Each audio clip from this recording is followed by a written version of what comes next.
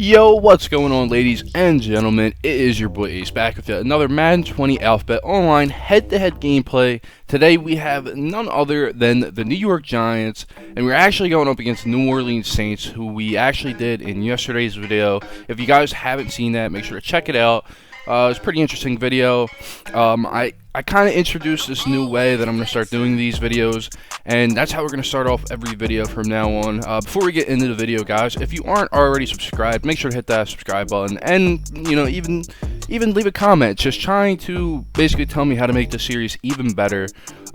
We have had some great support so far. I know I've been saying this in every video, but I'm just so happy with the support that's been going on with the series, and let's just keep it up, guys. I love making these videos. It's great, man. Madden 20's been great.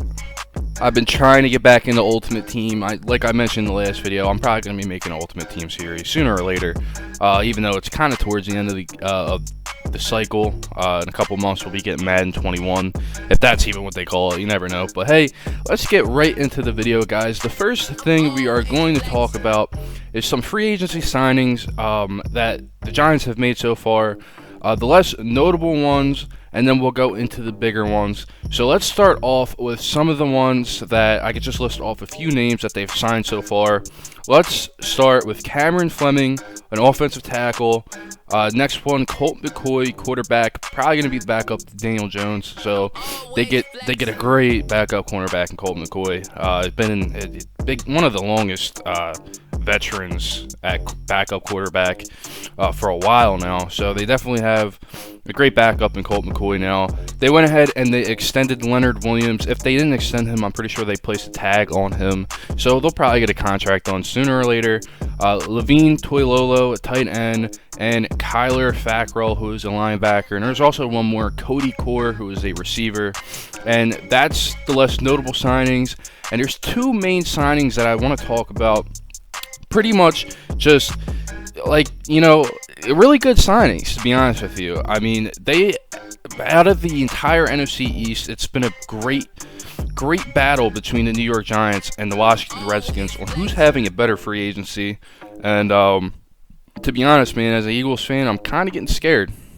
Not saying the Eagles haven't made any big moves in the free agency so far. It's just these teams are they're doing a really good job of rebuilding, and the Giants are one of them. And then on top of that, they have the number 4 overall draft pick in this year's draft. So it's going to be interesting to see what happens. And as you guys see, the Giants they're a pretty fun team to use in Madden. Saquon Barkley with all these crazy abilities on him.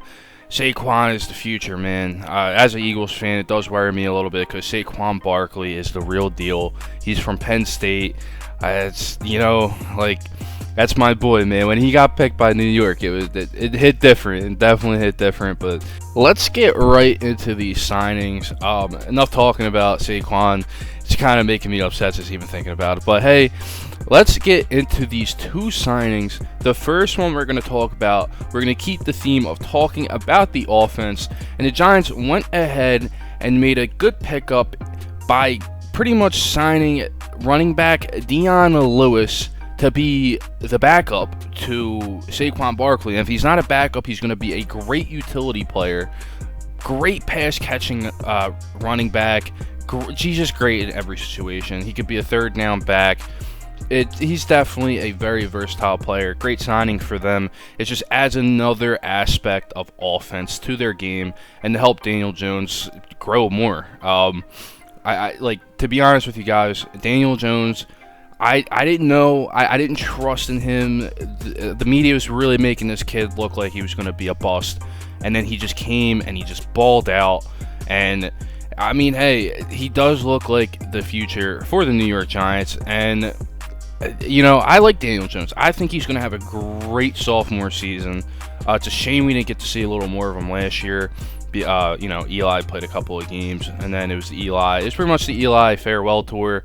So everybody was really focused on Eli Manning. But Daniel Jones definitely going to make some noise in the NFL next year. I don't know how good he'll be. I don't know the type of stats he'll put up. But remember, they played Tampa Bay earlier in the year, and he had that crazy game, and I think that's just a glimpse of what's to come. The kid just has so much talent, and it's going to be crazy fun to watch this kid play.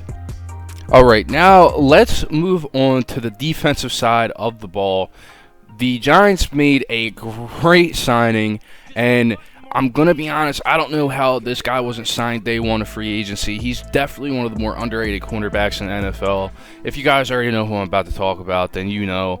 They went ahead and signed cornerback James Bradberry to a contract, and James Bradberry has been one of the more underrated cornerbacks in the NFL since he came into the league, and he's been doing a great job for that Panther secondary.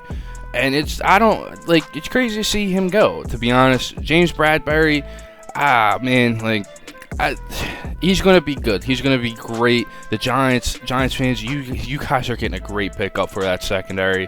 And I know you guys are probably not too worried about that secondary. You know, you got Jabril Peppers back there, even though Landon Collins, I'm surprised Landon Collins left when he did, and it's crazy to see him go to a rival, but Jabril Peppers, you guys definitely got somebody good back there, and you're adding another great player. And I know you guys are a little disappointed in the way that you drafted last year. DeAndre Baker in the first round, you guys traded back up, and his rookie season was, I want to say, atrocious, but man, he might have had the worst season out of every rookie that was picked in that first round.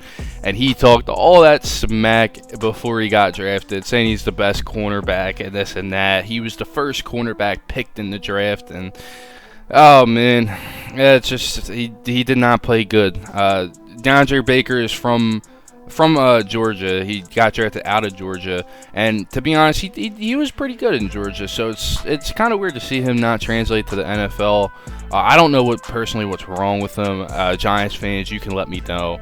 Express your feelings whether or not DeAndre Baker's going to have a bounce back year, but you never know with these types of players. One year they're good, and then the next year they're not. It's a thing with Jameis Winston, for example. This year he was terrible, and then this year led the league in passing yards and touchdowns, but somehow still led the league in interceptions. So he's really bipolar, and you never know. DeAndre Baker can come back and just take the NFL by storm next year.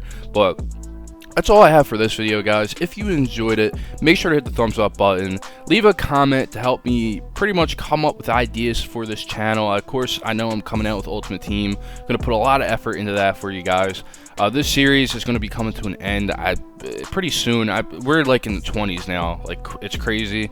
I've been trying to upload every day. I think we're on a really long streak right now, and I'm going to keep it up, man. You guys are motivating me. I really have been enjoying doing this. So that's pretty much it for this video, guys. Like I said, leave a thumbs up, comment, and subscribe.